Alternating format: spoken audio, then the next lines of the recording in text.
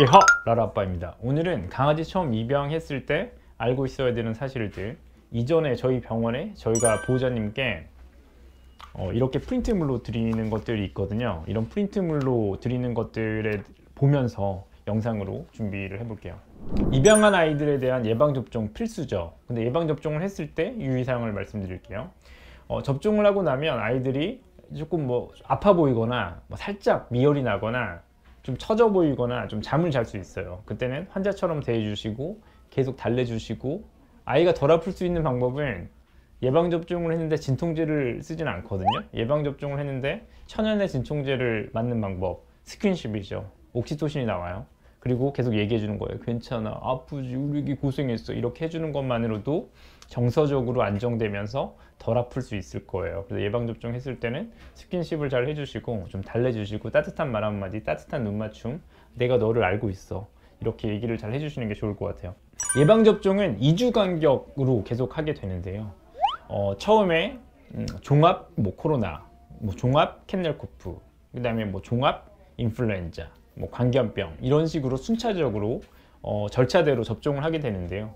예은동물병원에서 권장하는 것 중에 하나는 접종을 2번이나 3번 정도 했으면 4차 접종, 5차 접종 이렇게 하는 것도 좋지만 항체 검사를 해보는 것을 권장을 해요. 만약에 항체가 충분히 있다면 굳이 추가적인 예방접종을 할 필요는 없으니까 예방접종을 2번이나 3번 했다면 항체 검사를 해서 항체가 있다면 다음번 접종은 생략하는 것도 저는 나쁘지 않다라고 생각하고, 저도 저희 라라를 입양했을 때 항체 검사를 하고 항체가 있어서 추가적인 접종은 하지 않았어요. 그리고 1년에 한 번씩 항체 검사를 해서 항체가 없을 때만 접종을 하고 있어요. 근데 예방접종은 항상 부작용이 일어날 수는 있거든요. 이게 즉시 나타나는 경우도 있고 지연형으로 나타나는 경우도 있거든요. 이건 사실 병원 잘못은 아닌데 항상 예방접종은 부작용은 일어날 수 있어요. 그럼 중요한 거는 그냥 부작용이 일어났을 때 어떻게 대응할지예요. 극히 드물 때는 혈소판 감소증이라든가 좀 심각한 상황으로 가는 경우 극히 드물지만 있어요. 그래서 그럴 경우에 정말 응급실 가야 되고 입원해야 되고 적극적인 치료가 필요한데, 사실 대부분 합병증은 그냥 얼굴이 약간 붓는 게 제일 흔해요. 눈이 좀 빨개지고 눈 주변이 좀 붓는다. 그러면 병원에서 주사 맞으면 대부분은 좋아지니까 일단 그러고 경과를 지켜보는데, 그럼에도 불구하고 토하거나 밥 안 먹으면 완전 응급이에요. 그럼 혈소판이 감소되어 있거나 빈혈이 생겼거나 엄청난 몸에 사이토카인 스톰, 뭔가 면역 반응이 크게 일어난 거니까 이때는 반드시 병원 가셔야 돼요. 입원하셔야 되고 24시간 병원에 꼭 가셔야 되고요.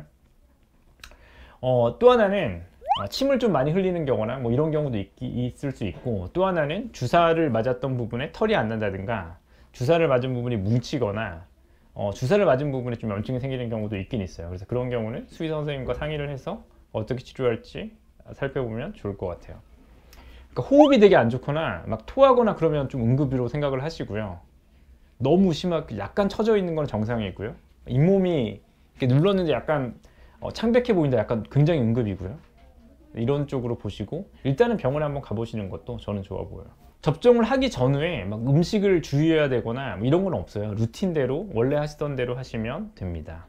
그 다음은 강아지가 절대 먹으면 안 되는 음식들이 써 있네요. 초콜릿, 양파, 마늘, 포도, 기름기가 많은 삼겹살 튀김, 족발, 그 다음에 닭뼈.